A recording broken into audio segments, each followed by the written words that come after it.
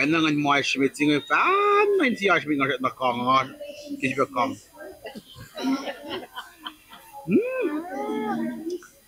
nên cả tôi xem lại một bài là ăn sự tình là ăn sự nó dễ xin tua Nina Linne lên vô đi tua lên vô là vô cái con bên một nói chuyệnกันอะไรคือปีนาไปก็แก anh đang ăn gì mà cũng mùi có mình xem nghe mấy cái cái nào na living lady room duo to aplo kon lang amoy kininisara Ibu ko meron ni fresh la sa afla kung dagat mo yung kininusak. Kali mo kuusak tama nga mo la. de baro nin si Al me di lo kung di mo kung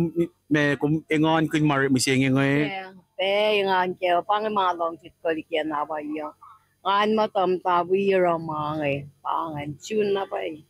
Lawan lap. Kali ko miyak pelituan na ngan leksyon na ngan na min am dalong si ke me. Kali si kumrang ale ay sa na ang ano na lawo ka klemete si ske.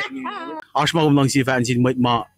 family pitche siya ngay na sin mo Kosrae ko pinatlit na kaslayang ko ngalay nga la me pitse ya la punten de ya ngawrik me kya po ne pa sa plam singe at takaw pim singe ke piola so Oh, ay mama siya after siya pa ngay kumye cash mising nga ye it nga ya July 11 1945 this ay kumkulo naman lab nalinayak kayo kum